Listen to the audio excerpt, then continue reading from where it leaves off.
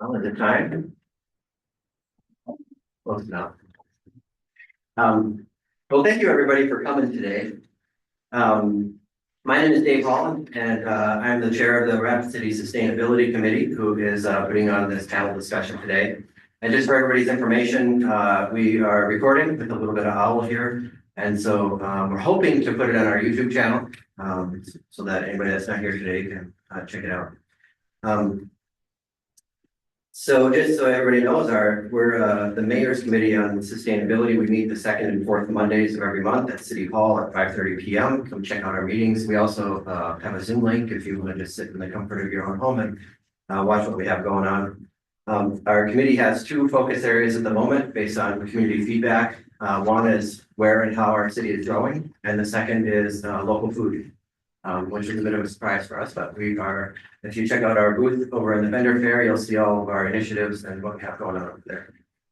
So I myself, I'm an environmental engineer. I designed municipal water and wastewater treatment systems, currently mostly international, but I did it for 10, 15 years here in the US. The purpose of today's forum, when we were planning for Earth Day, we've done this a couple of years in a row. And everybody kind of sets up their own little vendor booths and kind of gives their own spiel, but there's not a whole lot of interaction between the different organizations. And so the international topic of Earth Day this year is renewable energy. So we decided to do a panel discussion on renewable energy and get the different groups talking maybe a little bit. And next year, maybe we'll pick a different topic and bring in other specialists and hopefully make people get a little bit more interaction than a typical vendor fair would have.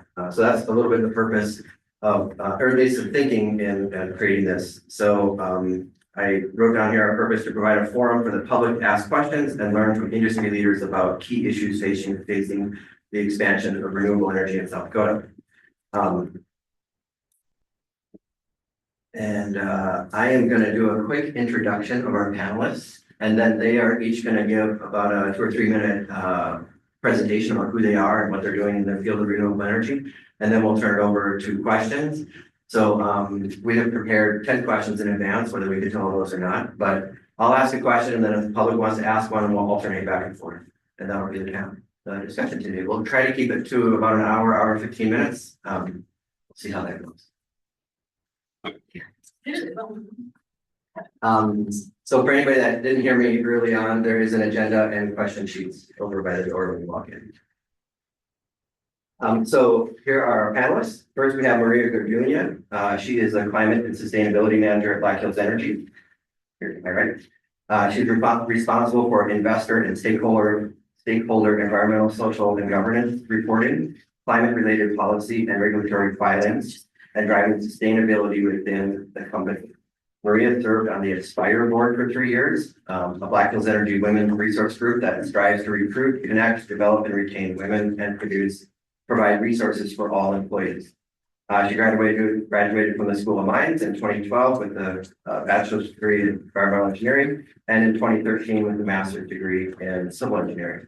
She's a registered engineer in South Dakota. And I will let Maria give her little presentation, and then I'll introduce each of the panelists just to kind of get it up a little bit. And then I have your slides, and you can let me know what you want to advance. All right, thanks everybody for being here.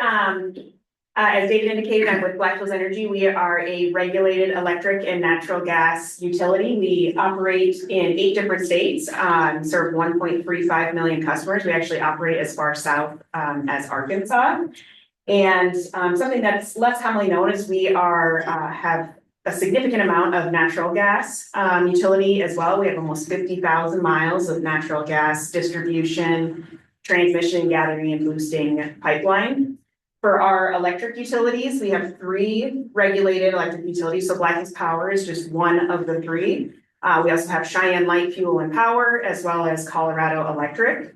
And when we look at the energy makeup of those 3 utilities, we have a diverse energy mix. So we do operate coal, natural gas, and diesel, but we do have a strong portfolio of renewable energy resources as well. Next slide, please.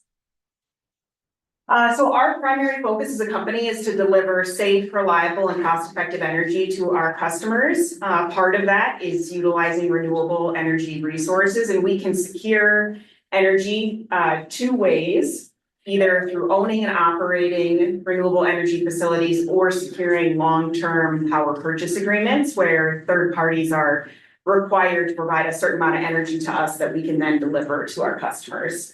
And so this slide here shows what our current portfolio of renewable energy is. When you look at our 3-state service territory that we operate in, Wyoming actually has some of the best wind locations in the United States, which you'll see with the number of strategically placed renewable energy sites we have located there.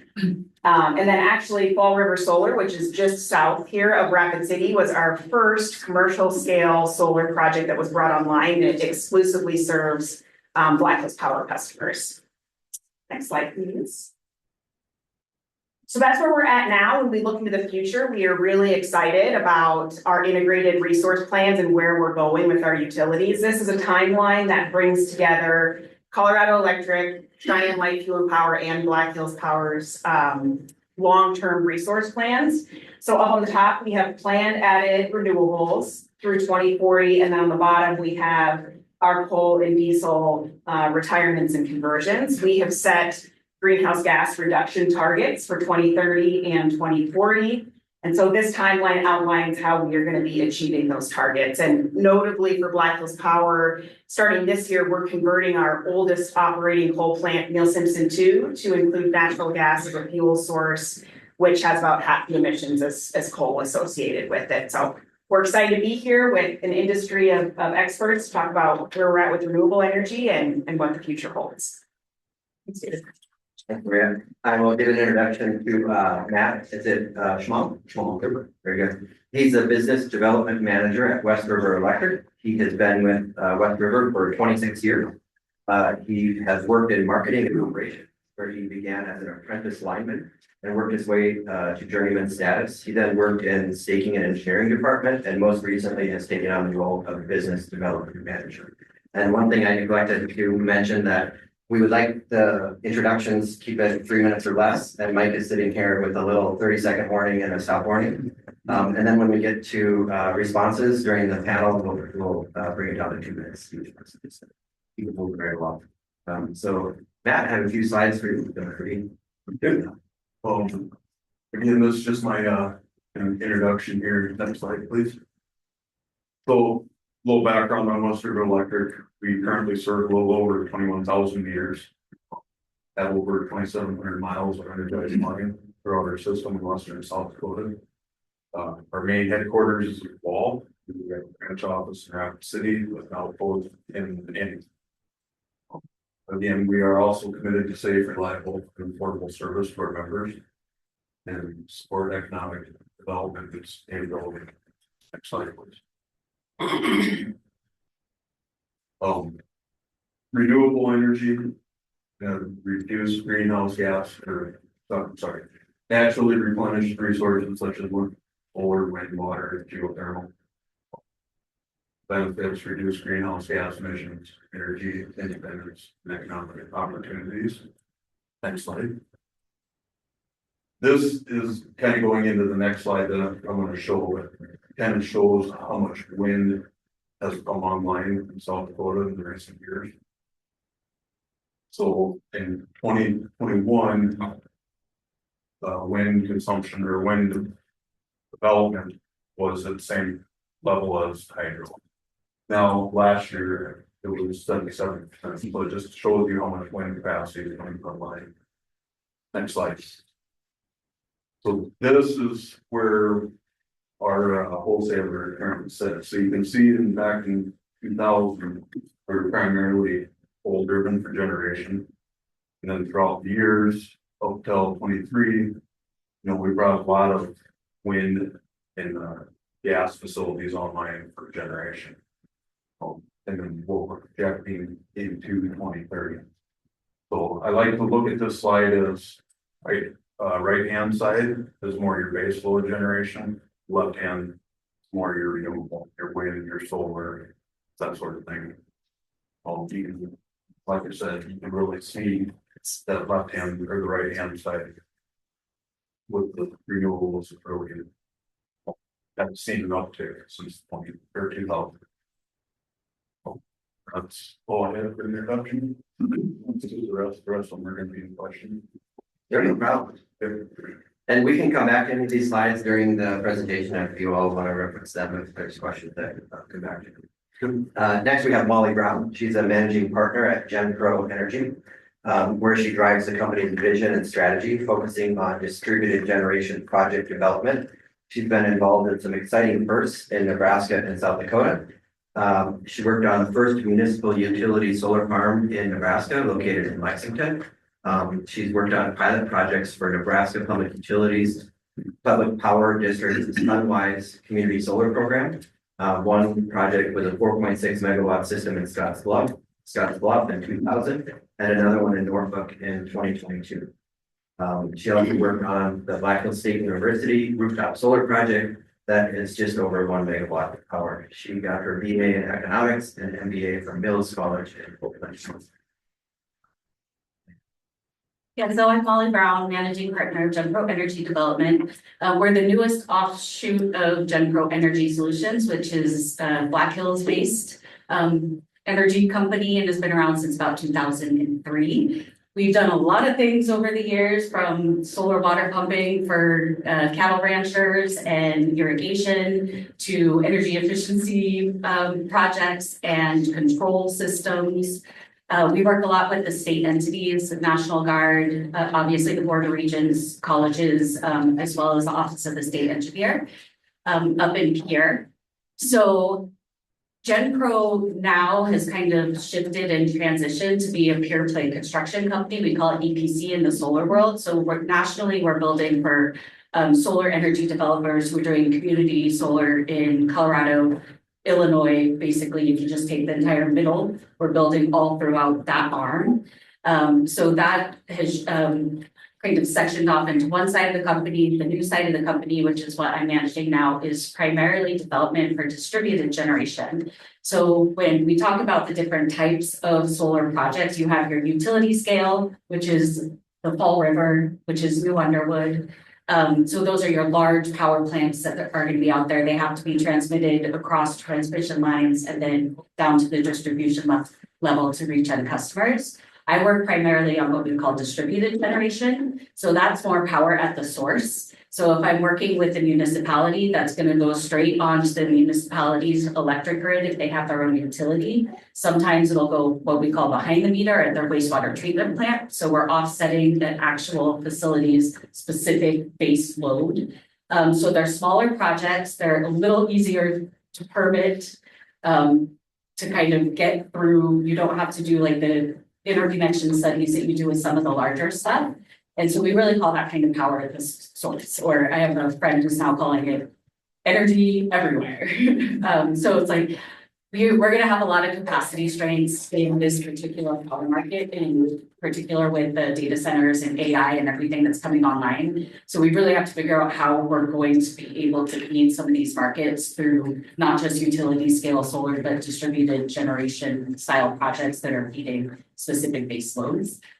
So my primary clients, again, municipalities. I'm working a lot with the tribal governments and entities to come up with energy strategy plans, the state government, and then the public power districts. I work pretty closely with the co-op system as we're getting a lot of funding that is coming into this area to develop new projects. We got to make sure that we're doing something that is best for us all. That's fine. Thanks, Molly. Next, we have Rick Bell. Rick is the president of Sustainable Energy Environmental Energy Engineering. He's also a part-time weatherization energy auditor for Western South Dakota Community Action. He holds a Bachelor of Science degree and an MBA and is a certified energy manager, as well as a registered professional engineer. 8 years ago, Rick built a net zero energy home with 7 kilowatt of solar panels. He chairs the Community Energy Development Committee at Dakota Rural Action and the Clean and Renewable Energy Committee at the Western Organization of Resource Councils. He's also on the advisory board of environmental engineering technology here at West Dakota Tech. And Rick, I will turn it over to you. Thank you very much, Dave. I'm gonna get up because I didn't make a copy of these, so I'm gonna talk from over here if you don't mind. So next slide.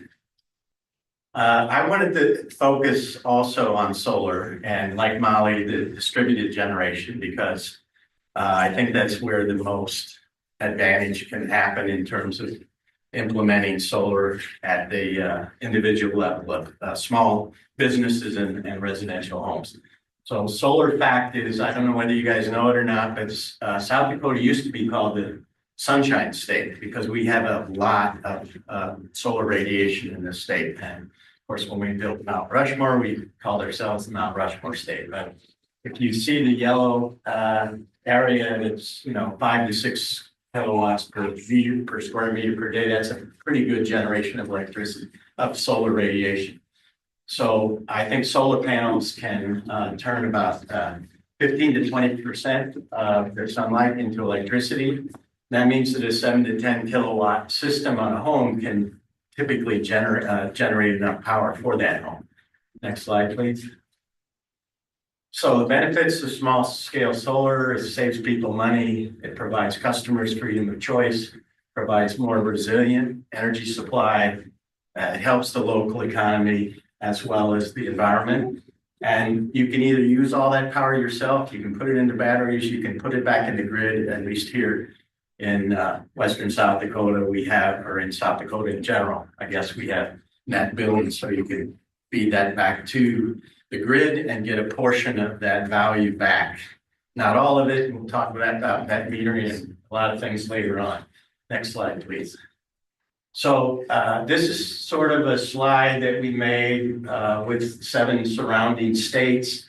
And as you can see, this is a couple years old, but South Dakota is very small in terms of solar generation. We only have about 1 megawatt, an average of 3 kilowatts or 3 watts per customer. So it's a very small amount of generation. But in terms of a resource, it's one of the top states in the area again. And because of the electric rate being fairly low, but it's less than states like Minnesota, we actually have a pretty good solar value, $175 per kilowatt per year. So that's a pretty good number. And it indicates the value of small scale solar in this area. Next slide. So the legal status, and I'm sure we'll get into it with the PUC, but basically because PURPA allows people to generate their own power and get paid for that, we have a federal law that requires people that generate electricity to be paid for that load. And again, the solar value is pretty high in this area, but we're not doing much solar, and the reason is because there's a poor economics with the lack of net metering. We can talk about that more later.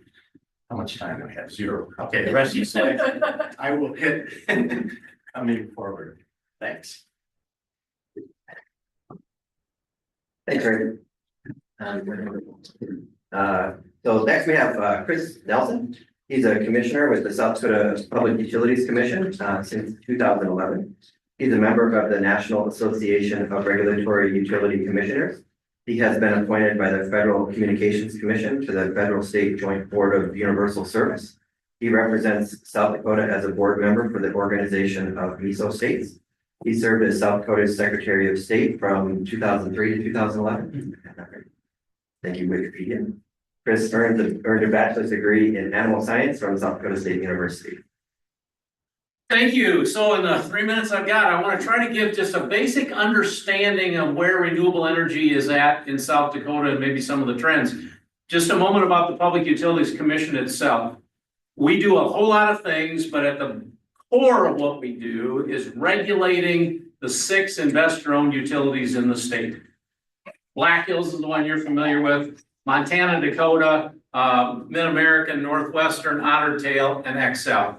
We regulate their rates, we regulate their service parameters, and then we do a whole lot of other things. So where are we at with renewable energy? And these are the statistics, and Matt had some of these included in his presentation from 2023. We'll get the 24 number sometime next month of the electricity that we generated in this state in that whole year. you can see 56% of the generation was from wind, 23% was from hydro. And so you combine those together, you've got just shy of 80% of all the electricity generated in this state was renewables.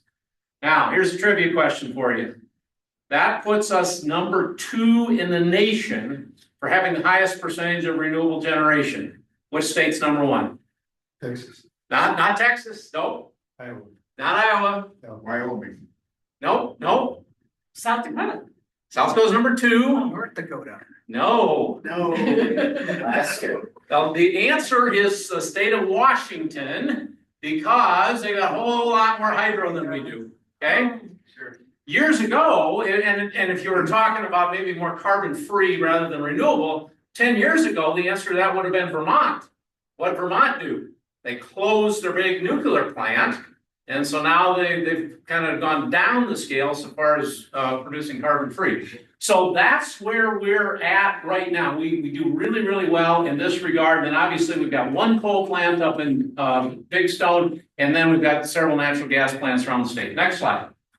So, wind development in South Dakota. We have seen a dramatic change in the last 15 years in wind development. When I came on the commission in 2011, we were at like 800 megawatts, and that's the nameplate capacity. And you can see what's happened since then now. And we've just permitted another 250 megawatt wind facility southeast of Clear Lake. And so we are going to be very close to 4,000 megawatts of wind capacity in the state. Tremendous growth in that regard. Next slide.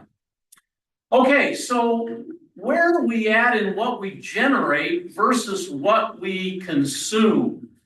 30 seconds. Okay, the red line is what we consume in this state. The rest of it shows the various sources of generation. And so what happened in about 2018 for the first time? We began to generate more in this state than we actually consume. And so what that means is every new generation source that we add, it's got to go someplace that's not here, okay? We have to export it. I can say a lot more about that, but that says 0. We can just throw one last slide up here. Sure. So I began with the sources that we generate. That picture is not complete without this pie also, which shows of the electricity we consume. Where is it generated? You'll notice it looks very, very different than the first graph. Why is that? Well, obviously, wind doesn't blow all the time, sun doesn't shine all the time. The river sometimes doesn't have as much water as we'd like, and so we have to supplement our electricity with other sources. Primarily, that's coal coming out of Wyoming and North Dakota. Whoever said that, yeah, that's where that's coming from. And then also some natural gas, nuclear coming out of Minnesota. And so that's how the system ends up working, because we can balance some of those sources from other states. Oh, if I had an hour, I'd keep going. Everybody would, that's why we Yes. asked you. Our final panelist is Scott Helmann. He's lived in the Black Hills since 1973. He studied electrical engineering at South Dakota School of Mines. He was 38 years in aviation and avionics with the South Dakota Army National Guard. 21 years ago, he put solar on his RV. 11 years ago, he grid tied home solar, and he's been collecting data from that system. And 2 years and 57,000 miles ago, with his Tesla Y EV testing, including data on various charging systems and solar charging solutions. He currently has a home solar 55 panel system that powers his home and his Tesla Y completely from himself. And so I just want to give a little bit of background. We didn't have any problem finding, or easily identifying, our utilities and saying, would you please send a representative? But we wanted to present a bit of a citizen perspective. And so Scott and Rick are a little bit more non-utility, non-policy perspective. So Scott, would you please, do you have anything to tell us about yourself? Oh, sure. Basically, you covered most of it already. I'm just a citizen advocate for renewable energy. And like I said, I've had 21 years ago, started putting solar on RVs, and then graduated to putting solar on my house, and went through multiple phases with that. And then moved forward about 7 years, and the solar that I generated hadn't quite paid for itself for the panels. And so I started looking, do I need to add batteries? So I ended up buying an electric car with Tesla. And then with the Tesla, then I ended up adding more solar panels so I could charge the Tesla in the sun.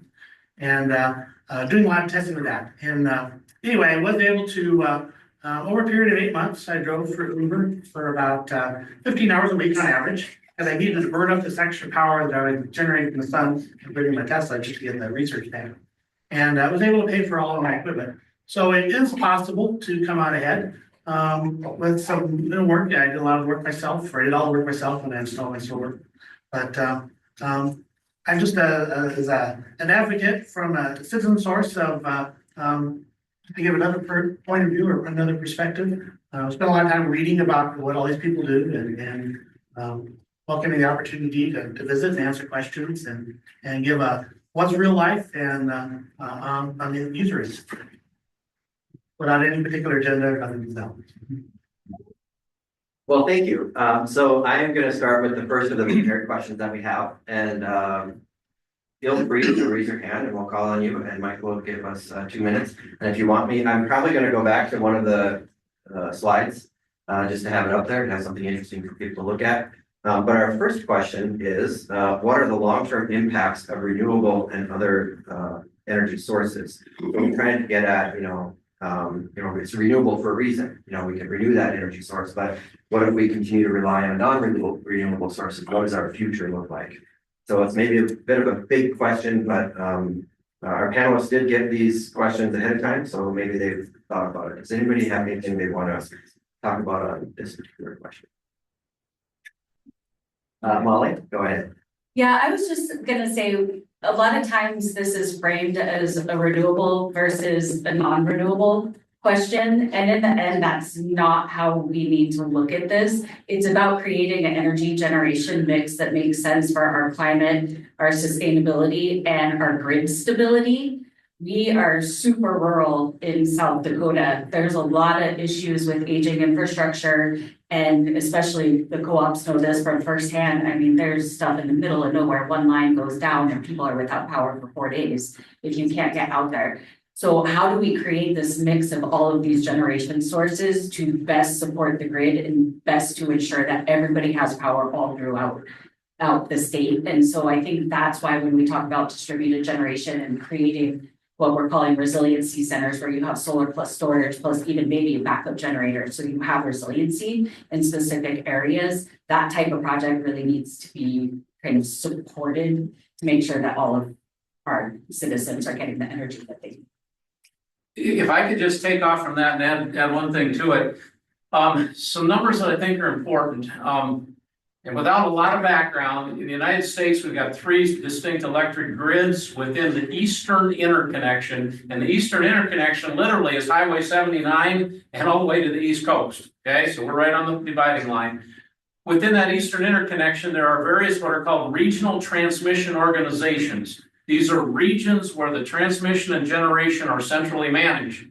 We have 2 of those that include part of South Dakota. The one I want to talk about is the Southwest Power Pool. That's essentially the Great Plains area, North Dakota down to Texas and about 14 states. In South Dakota, Northwestern Energy and our rural co-ops and our muni electrics are all part of that Southwest Power Pool. So when she talks about renewable energy, but we've got to have reliability. Here are some numbers to keep in mind. Within that 14 state area, there are times, typically in April, when it's really windy and not a lot of electric load, when 85% of the electricity consumed at any moment is coming from renewable sources. 85%, tremendous number. On the Tuesday morning of Winter Storm Uri, remember that was 4 years ago when 200 people died in Texas because they lost power? On that Tuesday morning when we really, really needed power, only 1.5% in that same 14 state area was coming from renewables. They just weren't there. Okay, this morning, 46% was coming from renewables. Okay, so that's the dramatic thing that the grid operators have to deal with. We want to use renewables, but it's got to be reliable. So where are we going in the future, which was your question? The other RTO further to the east that I spend most of my time working with, the MISO area, looking at the queue. The queue is what types of resources are asking to interconnect. The queue they're working on right now, 96% are either wind, solar, or hybrid, which means those two plus a battery, 4 batteries. 96%. The next queue, only 75% are those. And we're gonna see a lot more natural gas to keep that balance that she's talking about. Thank you, Chris. Did anybody else want to respond to that question? Yes. And, Go ahead, Maria. so I wanted to speak from a long-term planning perspective. That's something that Black Hills Energy takes really seriously. So we have resource plans that has a 20-year horizon, and we're looking at capacity shortfalls essentially, and how are we going to serve growing loads. And so for a renewable energy project or any new generation project, it needs to meet 2 criteria. It needs to be least risk, as in the sense that it meets the capacity needs that we have for our customers, and then it needs to be least cost.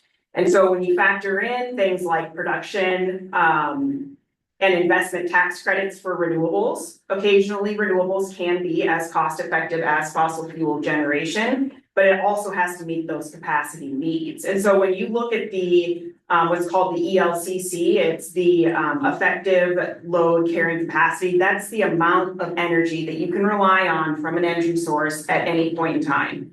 For fossil fuel generation, if you build a 100 megawatt power plant, you can count on 100 megawatts generally to come from that. Solar energy, you're at about 20%. So if you build 100 megawatts, you can count on 20 megawatts. Wind is 45%. So you start to see that difference that we have in renewable energy, which factors into a few points that were made of why that diverse energy mix is so important. So we can be prepared to meet that peak capacity and design a system that is going to be cost effective and reliable for our customers. I would just like to say that unlike coal, oil, and natural gas, renewables generate power without releasing pollutants into the air or requiring large amounts of water for cooling. This improves air quality and reduces the contamination of water bodies. So if we're talking about long-term impacts, I'm talking about 7 generations, our kids, our grandkids. And so we need to figure out a way to use more renewable energy and really push that forward. And if someone has to go without power for a day or 2, I think we can live with it. So I know reliability, utilities talking about that's the most important thing. And I agree, it's very, very important, but also our environment is as well. So I just think we need to have a balance. Thank you. Anybody else want to speak to that point? I'll add a little bit. Sure. So with that, there's been a lot of discussion about the amount of renewables coming online, which is a great thing. We need to bring those online, but along with that, we also need to keep in mind that baseload generation that we've discussed. That has also got to keep up with renewable development, so that way when those renewables are not there, we have something to fall back in like Storm Uri situation. I'll jump back in, and one of the things we haven't touched on is the use of energy storage. We're getting to a point now where utility scale energy storage is becoming a financially viable way to help support some of those capacity constraints with renewables. So California is doing a lot of test cases on that right now. They just hit, I can't remember what the exact milestone was, but there was a huge milestone where they had some issues and some stuff go down, and the grid was actually supported by their utility scale energy storage. So as we have more and more test cases come on in this part of the world on how they might operate with our grid, I think we'll see more of that as well.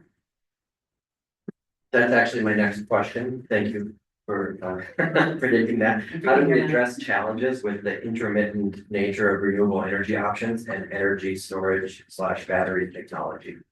So if anybody else wants to topic that question. Chris? Yeah, I can certainly jump into that. And so obviously with the intermittent nature of renewables, you've got kind of 2 options. One is you keep some what we call dispatchable sources available that can fill in those gaps. or you figure out some way to store the electricity that's generated so that it can fill in the gaps. And as was indicated, this country as a whole is moving towards that direction. Battery storage is expanding dramatically. Now, not so much in South Dakota. We've only got one battery facility in South Dakota right now, and none that are really on the horizon in this state. Why? It's still expensive. It's just really, really expensive. Costs are coming down, but there's, until it's economical, it's going to be a challenge doing it here. Anybody else want to speak to that one? If not, we'll move on to our next question. I'll actually jump in a little bit on that. Part of the reason battery storage has been harder to catch on as well is that people haven't quite figured out how to price it, because it's not like you have a production resource that's putting off kilowatt hours and you can say, I'm going to give you 4 cents for a kilowatt hour. It depends on how you're using that battery, because if you're doing like demand charge management, it's one thing. If you're playing the power markets and you're trying to do energy arbitrage and make some money off that, that's another thing. You can have a battery that sits there idle and doesn't do anything. So if you're a third party developer coming in to provide that resource to a utility who doesn't necessarily want to invest in that resource, how do you price it? And we're running up against that in some of our own projects now, where it's like, I know how to do a solar power purchase agreement all day long, but depending on how the utility wants to use that battery resource, that financial model could be all over. So there's still a lot of kind of unknowns with how it would be used out here because of the way that our grid works and our overproduction of wind resources, and how we would be able to price that in a financially viable model. Let me just speak to the arbitrage thing that she was talking about. So this morning on that SPP grid at the Rapid City East substation, okay, so right here, wholesale power was $0.015. Okay, really, really dirt cheap. So if you had a big battery here this morning, you'd have been filling that battery with $0.015 power, waiting for maybe early Monday morning, when everybody's turning their lights on and getting ready to go to school, go to work, and power prices are a lot higher. Then you put that power back into the grid. That's the arbitrage that's available. But again, the batteries are expensive. One of the other things that people don't really talk about is the power loss. I mean, you don't get every megawatt back out of the battery that you put in. As a matter of fact, there's a new type of technology called iron air batteries that'll last 100 hours. Okay, and there's real value in having long scale batteries, but you'll lose literally 40% of the electricity. And that's hard to swallow too. And so there's just a whole lot of things to consider in that realm. Thank you. I'd just like to say also, I think we could do a better job of balancing out. If the wind isn't blowing in West River, then it's blowing in East River or North Dakota. When the sun isn't shining in certain parts of the Midwest, it's shining in other places. And we can, okay, so we don't have power right here, but we could utilize it from other areas. So we need to do a better job of importing or grid sharing that power across an area. Yeah. So, figure out how to do that. Cheaper batteries will make that easier. Do you want me to key off of? Sure, go for it. Yeah, so what Rick's talking about is more transmission. I mean, how do you move massive amounts of power from one part of the country or even one part of the region to another is transmission. And right now we're tapped out. I mean, that's one of the reasons we're not seeing a whole lot more large renewable projects in South Dakota is our transmission lines are full. So what's on the horizon? That MISO regional transmission organization that's basically South Dakota over to Michigan and then down to the Gulf, the area east of us. They just approved $30 billion worth of new transmission lines for the north half of MISO. The Southwest Power Pool, we're in right here, they've approved $7 billion. One big line coming right down the eastern side of Rapid City, going from North Dakota down into Nebraska, a north-south corridor. Now, it's going to take 10 years to get all that built. And it's going to be a little bit of a struggle when we have to look at putting the cost of that into people's rates. But that's going to help what Rick's talking about, is being able to move that power around when we need to. Yeah, and And taking 10 years just to build a transmission line like that, and then you have all these data centers that are trying to come online to fuel AI and, you know, make our apps in our phone work better for our doctors and our, you know, us to get our prescriptions online and everything. So that's not gonna be built fast enough to keep up with that energy demand. And so like what we're seeing down in Nebraska is Nebraska Public Power District is limiting any new load, which is usage, to under 5 megawatts right now. So that's not a data center. So how are these data centers gonna be built to help fuel what we're getting used to with AI? Well, they're not. So we have to figure out how to put generation at the source that's gonna be in less than 10 years. Because these guys are gonna wanna, you know, put money into that. And it also prohibits economic development. So if you have a state who's trying to attract new business, but you can't put a new load on because there's no transmission or distribution capacity, you're actually limiting economic development and growth in that region. And so we have to be very careful of that because we want a balance. You know, some of us don't want any economic growth at all in the Black Hills, but some of us understand that we do need to attract new business as well to support the population. So it's an incredible balancing act between production and support for the grid and bringing in economic development and supporting new load growth.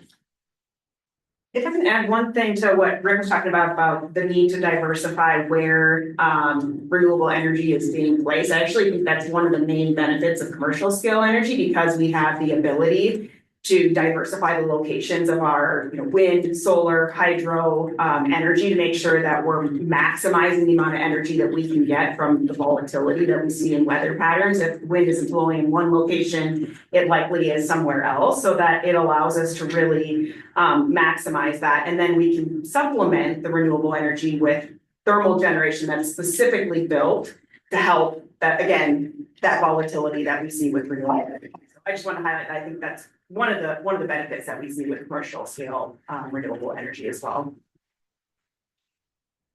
Okay, if you don't mind, I'm gonna move on. My next question, we've talked a lot about utility scale, renewable energy. What are the key considerations for using wind or solar for my home for business? Well,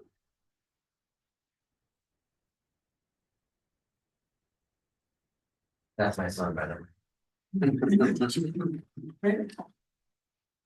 I can jump in on this, I suppose. I'm talking a lot, I feel like.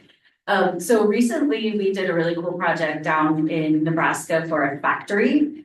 And the way that their utility rate schedule worked was that they have their kilowatt hour usage, but they also have what are called demand charges. So based on like how much they were using at any certain period, you get what's called a demand charge. And a lot of the commercial or industrial rates have something like that, and so do wholesale rates. So they had a lot of this machinery that they turn all on at once during the day. So it kicks on, that demand spikes up this high, but then it'll kick back down and they'll kind of do their operations. And they'll turn another machine on and then it'll spike up and it'll come back down and they'll do this. So by putting energy storage to it, we are actually able to run the battery when those demand spikes kick up and help them shave a bunch of money off their electric bill. And we also see that with residential systems out here. A lot of the residential systems that we've done have had battery. I want to say it was up to 80% at one point would have energy storage. And that's primarily because as a resident, you're not home during the day, you're at work. And that's when your solar is producing. So you're able to store your solar energy and then actually use that solar energy at night when you're actually running your dishwasher or doing your laundry. So it allows you to have self-generation of the energy you're producing and have a little more control over what you're doing. Rick, you have solar on your home. Right, GenPro put it on. But I have no batteries, so. That was just a beautiful handoff. But I have no batteries and it doesn't pencil out for me quite yet. I can add to that, we have members that come to us that want to add solar batteries to their homes quite often. We don't talk them out of it, we just ask them to kind of look at their site, make sure that the sun's gonna shine, they're gonna be able to get enough renewables. Make it worthwhile, but then to look at their payback to term, or how long it's gonna take to pay back for that system. Because again, most of the time you're at work, So you're not home all day long, so. Basically, we just wanna make sure that it's most cost effective for the member at the end of the day. There are a lot of reasons people do it too. Sometimes it's just, because you want to do better for the environment, you just want to offset your own consumption. A residential payback around here is going to be pretty long. It's not short. It does reduce your utility bills, Yeah. electric bills. Are there any concerns about, say, backfeeding? How does that work? Can somebody explain that? So if you're generating power and the utility turns grid off, what happens? Is there a safety concern?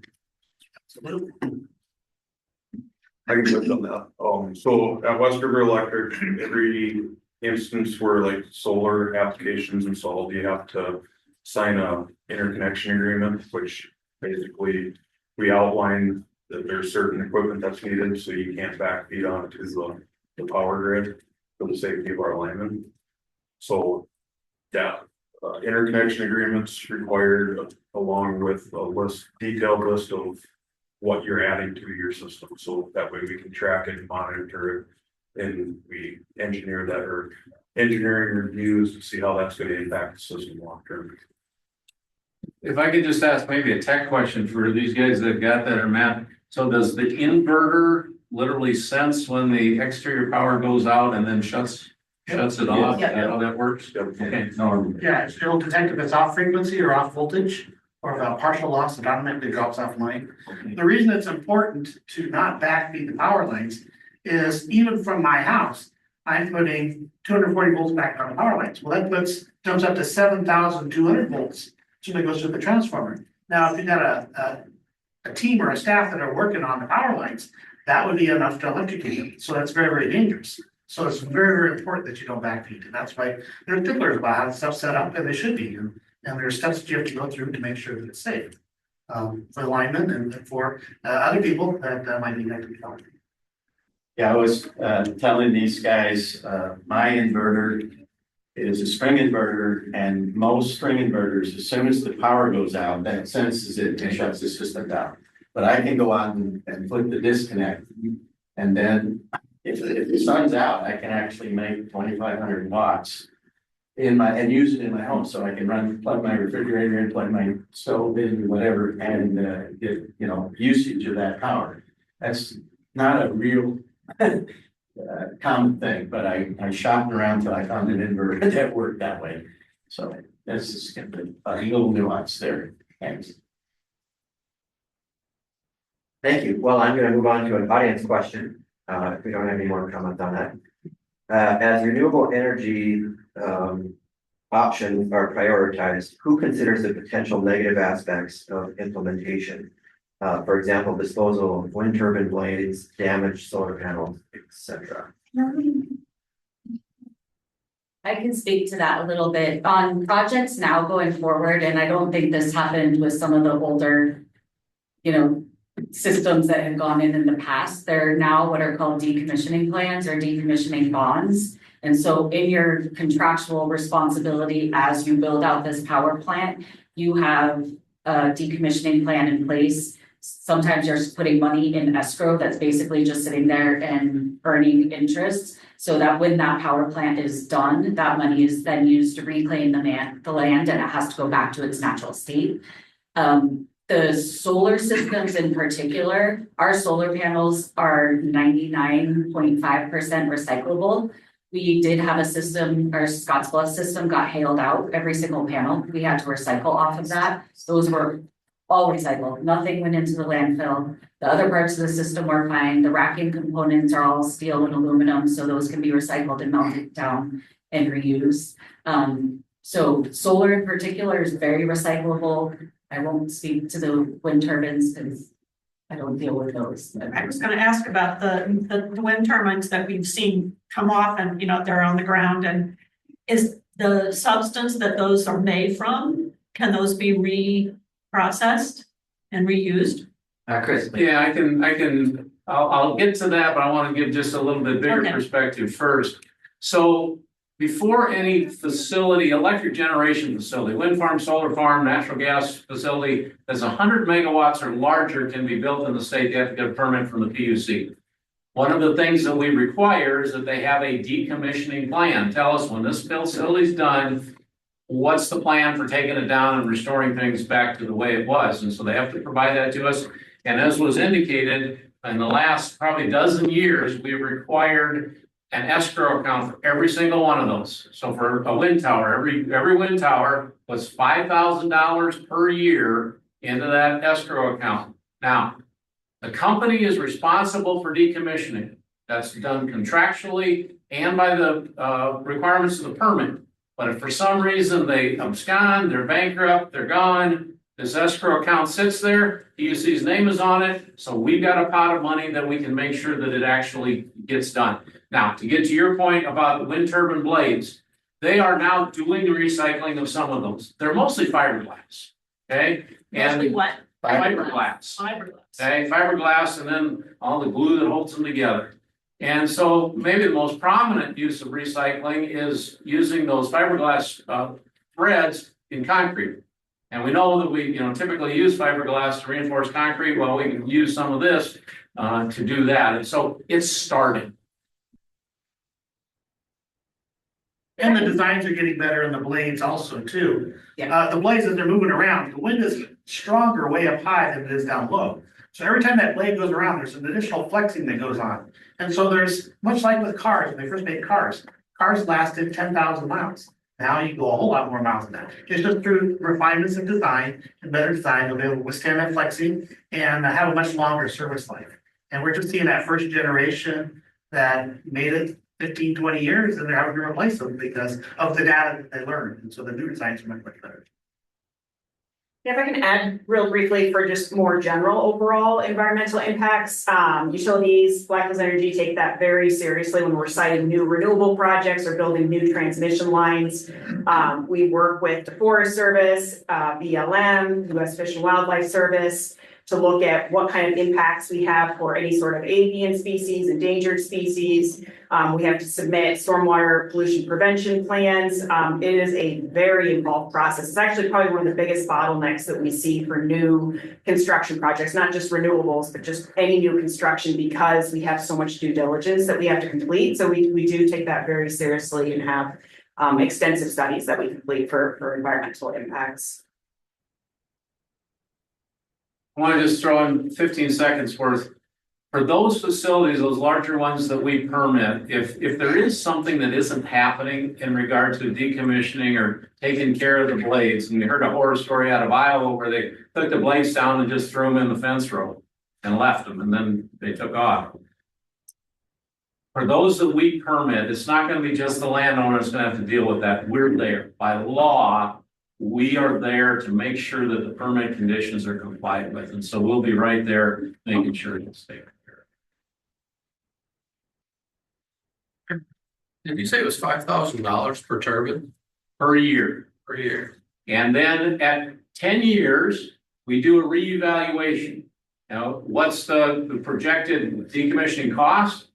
How much is in the fund? Are we over collecting or under collecting? And then we can adjust it. And then every 5 years after that, we do the same thing. Make sure that at the end point, whether that's 20 or 30 years down the road, we've got the right amount of money in the fund. And you're shaking your head. You don't think that's enough. Oh, not by a far stretch. So what you have to understand is a lot of the components that are coming out of that are saleable. You think about the steel, the copper, the rare earth materials that are in there. And so obviously that's part of the pot that is going to go pay for it. So the numbers are done. But that's only the public money, right? I mean, if the company takes care of it and they have the insurance or whatever, they're gonna do it. There's no public money. This $5,000 is coming from the company.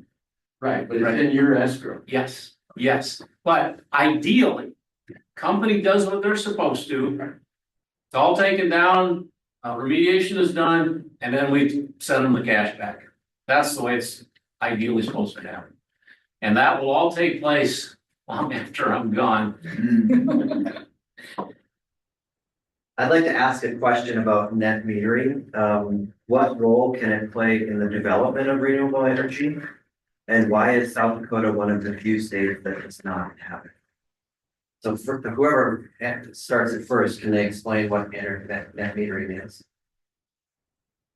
All right.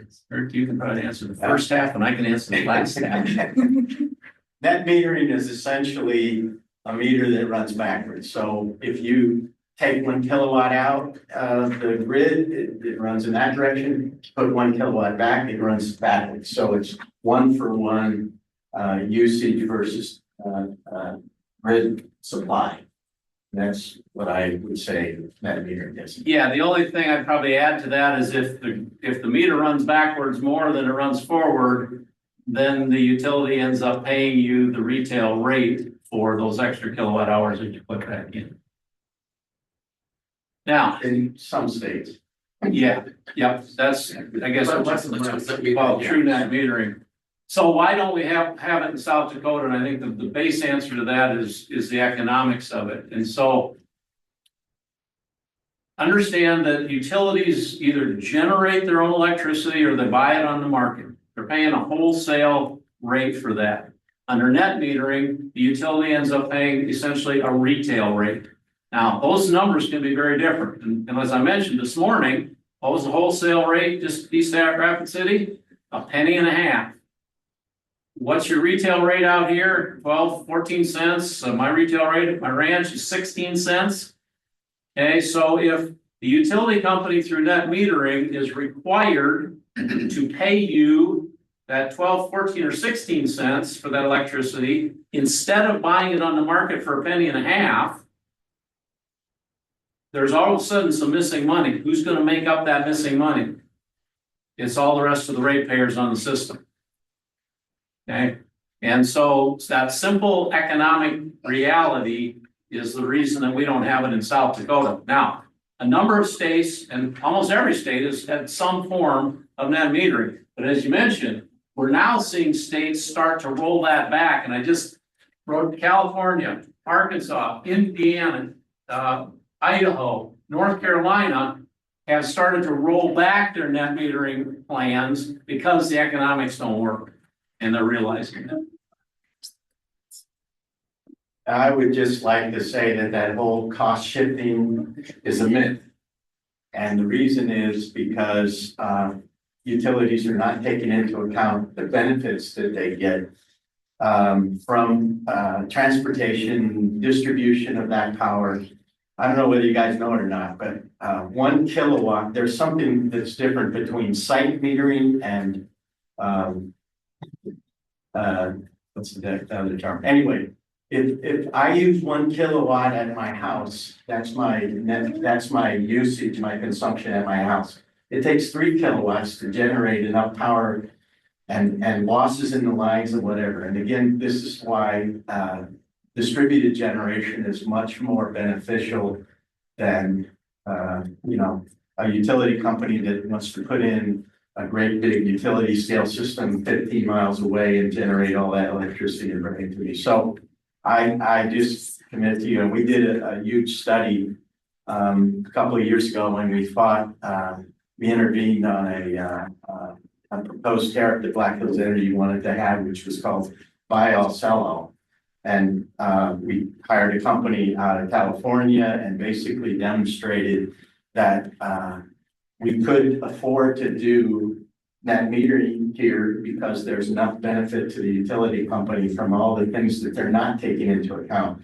The environmental, laws that they have to, put all the pollution abatement on their huge power plants. So if we take 10% of that power away, then there's a lot less spending on those kinds of factors. So it is clearly something that's debatable, but I would commit to you that we haven't taken into account a lot of the benefits that occur from distributed generation, and so I'm a big proponent of that. And I would acknowledge that. I mean, there are some benefits, and Rick did a nice job of laying out what those are. I think maybe our quibble is the quantification of those. I don't think you're losing 2/3 of the power and line loss. Black Hills Energy, can we ask, isn't it about 3% line loss? Or can you tell us what the line losses are? I know it's under 5% for Okay. line loss, but you can't see variation. Yeah, so the point is, there is line loss, but it's not 2/3. No, I'm not pointing at all as line loss. I'm saying when you generate electricity at a power plant, the amount of energy in that coal, and by the time you convert that to actual electricity generation, there's a huge loss in that energy. So I'm talking about the whole fact. Oh, the waste Okay, heat so from. you're talking the heat rate I'm and talking all about that, all of yeah. that stream Yeah, energy, yeah. yeah. Okay. Would it be permissible in South Dakota for the utilities to pay people who have residential solar the wholesale rate instead of avoiding costs for fuel? They could do, the answer would be yes. Would it be legally permissible? Yes. They do something in Colorado. Then they would have to prove to the P, if it was one of the IOUs that was doing it, they'd have to prove to us why that was equitable. Yes. But it would be legal, yes. You guys would have to rule on that. Yep. It wouldn't take a legislative bill to change. No, because he said voluntarily. Yeah, Yeah, you'd have to pass a bill to make it to mandatory. make it mandatory. You guys can't do. Yeah. So next question to the utilities is why don't we do that? That would enhance the solar industry in South Dakota by a large amount. And it would allow people like Rick and I have solar systems by GenPro Oh, and I generate and I sell a lot of power too. So. to pay those off in 10 years instead of 15. And then everybody could do that. I know there are other considerations for the utilities as far as running the overhead for the utility. But to me, as a longtime user of residential solar and studying this issue a lot, and Chris and I've had a lot of conversations. it seems to me that it would not severely impact the utilities bottom line, and it would be fair to the residential people that invested the same amount of money that on a proportional basis that the utilities invest on generating power. You allow them to pay for that investment. It just seems fair to me. And it's not done now because you're not required to do that. You're just required to do either net metering or avoiding costs for fuel. Net billing. And neither of those are optimal. To me, if you have to pay me what you pay the SPP or whatever for power on a continuing basis, and now you have smart meters so you can do that. Why don't we do that? Do we know, can I Is ask there a a question? reason for the utilities that? Do we know approximately what the wholesale rate is? So the buyback rate is, according to Rick's slide anyway, 2.5 cents a kilowatt hour. Do we know what the average, say, wholesale rate? Is it more than 20? And a lot of areas in South Dakota is 2 cents or 1.9 cents over the eastern part. So the avoided cost, but you know, the wholesale LMP rate, that's gonna vary every 5 minutes that changes. And like I said, this morning it was a penny and a half. There'll be times when it'll be, if it's a super cold day and we're absolutely out of power, I mean, it could be way over $1. I mean, it'll fluctuate. Now, where does it normally reside? Someplace between probably a penny and a half and maybe 6 cents. That's kind of a normal range. There will be times when it's a really windy day and there's not much consumption, the price will go negative. In other words, the generator has to pay to get rid of their power. I pulled the average for SPP over the last 3 years and it's right around 3 cents. Yeah. I think something that's not really being discussed is the need for long-term capacity planning. And there's a tremendous amount of maintenance and upkeep needed for behind the meter solar that we as utilities can't necessarily count on for our long-term planning. We have to make sure that we have a system that can deliver peak load requirements at all points in time, especially during extreme weather events. So there is a value there from a commercial scale side where we are the ones that are operating that renewable energy. We're making sure that the maintenance is upkept and that energy is being maximized within those locations. So there's certainly value there from a utilities perspective to have that renewable energy in front of the meter and something that we make sure is being maintained, and maximized. This might get a little bit too deep in the weeds for where you want to go, but there are some states that allow what are called aggregators. An aggregator is a business that will, by contract, tie together hundreds or thousands of these behind the meter generators. And instead of you selling it back to the utility, that aggregator takes this large amount of capacity and bids it into the market. Okay? In South Dakota, I still don't think that's going to get you more money, but there are some states that allow that and do that. It's another way of marketing it. We don't have RECs here either, No, renewable energy credits. When I was back in Ohio, I could sell those RECs and it was worth something. Yeah. Energy. For Black Hills Energy, can you tell us how many home solar systems you guys have? I I don't. know years ago with 80 is what I saw for the last publication I saw, and that was like in 2021. But just for Black Hills. It's under 200. Under 200, okay.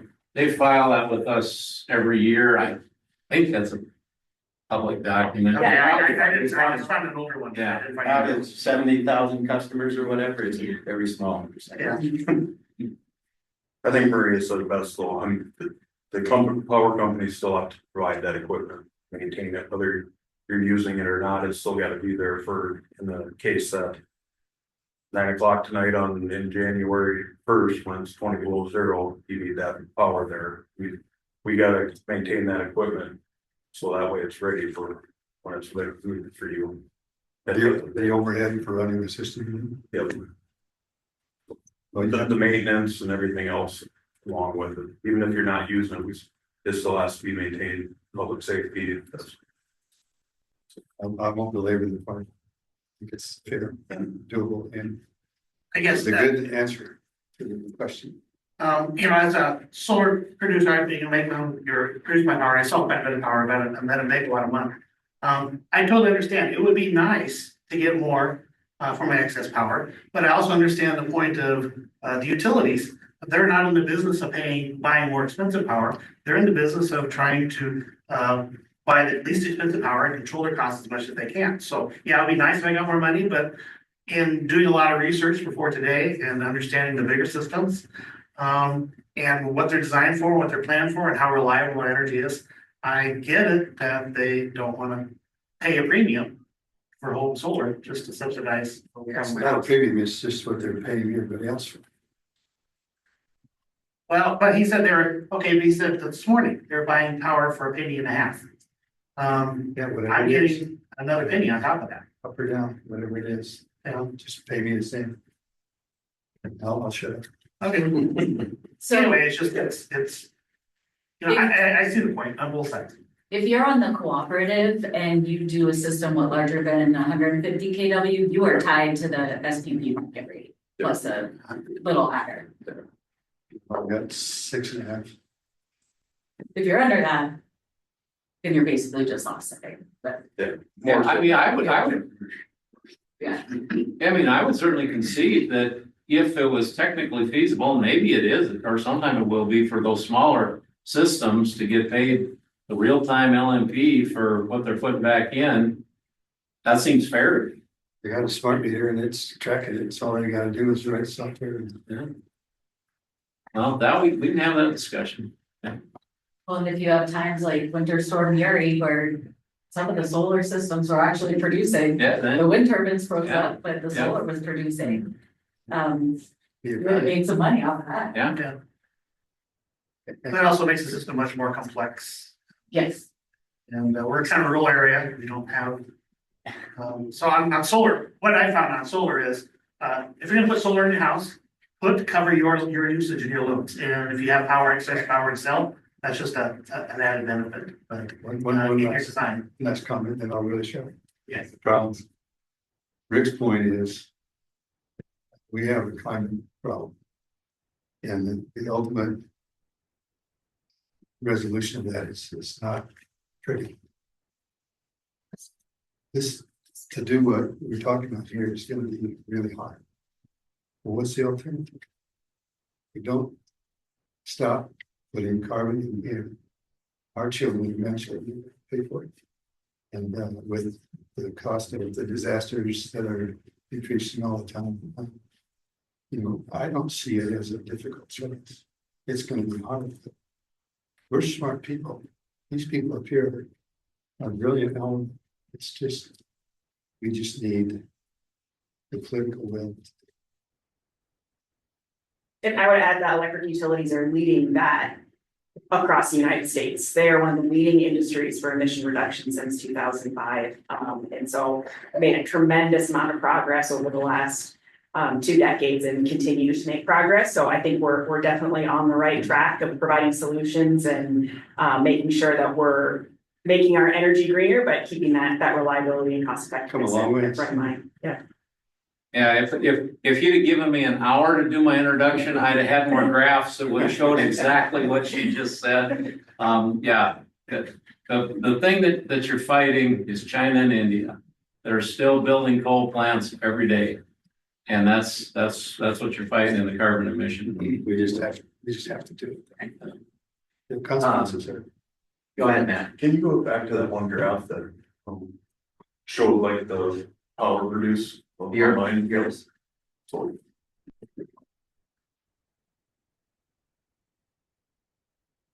this one here. So this kind of describes what you were talking about back in 2000, what coal looked like, where we're at in 23 with the renewables, and all that's come along. But there's still carbon on there. We have to get that to zero. There is, but it's being reduced as renewables come online. We're not to the point where we can just totally shut down base load yet. We don't have. Believe me, I understand all of these issues. I think about them all the time. I just can't miss an opportunity to say we just have to do this. Well, speaking of carbon, we're not even talking about the efficiency of electric vehicles. Now, electric vehicles are not the solution to everything, but they use 1/4 of the energy per mile traveled than burning a gas vehicle. So that's a tremendous way to reduce carbon. And for a lot of situations, works great. Doesn't work great for perhaps towing, because it cuts your range in half. I've got lots of test data on that. And it's a little inconvenient at 20 below if you want to go to northern Minnesota. You got to stop and charge a little more often because you're using battery power to run the heat pump to get the heat to keep you warm inside, keep the battery warm. But there's actually, as an individual user, that's something that's tremendously should consider using to reduce your carbon emissions. Mine's sitting right down here. Yeah, I grab it too. I have one And question. solar charge. We have about 5 minutes left here. And we had a question from the audience that I thought was a great one. And it might talk to some of these concerns here, you know, what are the other options? What about nuclear? So what I know about nuclear is, you know, there was an old technology in the 1940s, 50s, and that's what is in the back of people's minds. But there's been a lot of research and innovation in that world, and it's a different technology now. Yeah, I can talk pretty briefly to that. So in the last probably 15 years, we've closed a number of those large nuclear plants in this country because they could not economically compete with the cheaper renewables and cheaper natural gas power.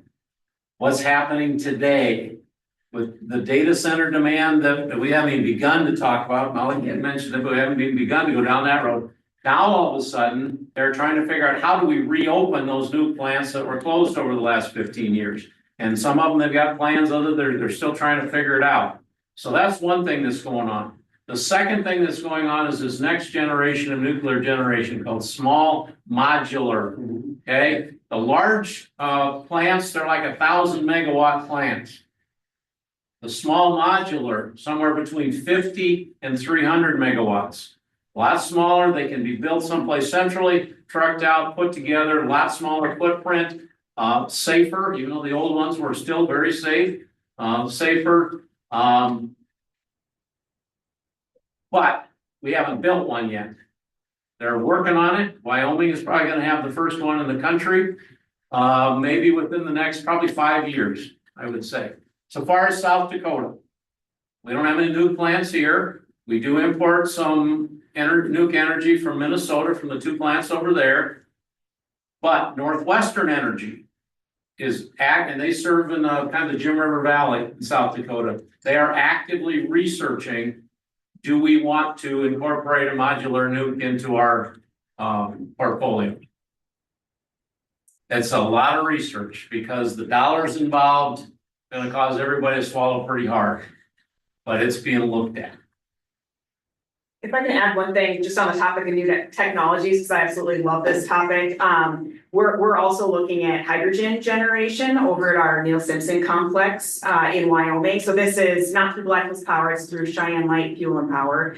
But we're looking at taking coal from our Wyandotte mine and generating a pure form of hydrogen from that, and then a pure stream of CO2 that can be used for industrial or manufacturing purposes. And so I love this because I think this is not a one solution is going to solve our problem here. We need to look at how we're going to diversify our technologies and our resources. The more we diversify, the lower our risk is. So there's a lot of other options on the table. It doesn't have to be limited to just wind and solar. We're on the kind of edge of a lot of these new technologies. So we're excited about where this industry is headed. You know, let me add one other thing about the SMR technology. My understanding is that those facilities can be ramped up or down much more so than the big old 1,000 megawatt facilities. So what does the ability to ramp up and down mean for us? We can match it with the renewables. And so when the wind's blowing, we ramp the nuke down. When the wind's not blowing, we ramp it up. And that way we don't have to go a day without power. And that's my goal. So that's another benefit of the hydrogen is you can take it and blend it into turbines. And so you can use it as dispatchable generation, but it's zero carbon associated with it. So you're essentially getting the best of both worlds. The concern right now is getting the cost down to a place that's reasonable. But the more dispatchable generation sources we have that are lower carbon, the better spot we'll be in the future. If you just look purely at physics, solar panels use nuclear power from 93 million miles away. Sorry, it's very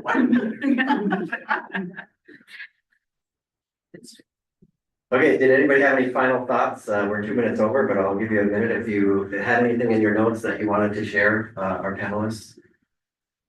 I would like to go back to this greenhouse gas emission reduction, which I'm passionately involved in it. I understand that the state of South Dakota set a baseline of 2005, and they said that by 2030, they were going to be 50% of that rate. And the last data I was able to find was from 2019, and we reduced it 7%. So if by 2030, we got to go from 7% to 50%, we're not on track at all. And I would just encourage us to think about, more renewable energy for that reason alone. I don't know if you have any data on. Yeah, I'm not even familiar with what you're talking about, so you and I need to talk, and we do talk. We're at 80%, we're 80% renewable right now. Is that gonna grow? We're gonna see a little more wind. But we're probably also gonna see some more natural gas generation so that we've got something to balance the wind. So whether we're gonna get much higher than 80%, I don't know. But we'll talk. I was curious, what are the biggest emitters of carbon in South Dakota? You said you were following. Well, I think coal. Okay, so it's from burning coal? It's not from vehicles or from other sources? Well, yeah, transportation is a big deal. Yeah, I just wonder what percentage that is. So I think you gotta be looking at the big picture. And there's a lot of, and with AI coming on and this cyber security stuff and cryptocurrency, I mean, it is a challenge. That's a whole nother aspect that we could spend another hour talking about. Well, I'd just like to give a big hand to our panelists. Thank you so much.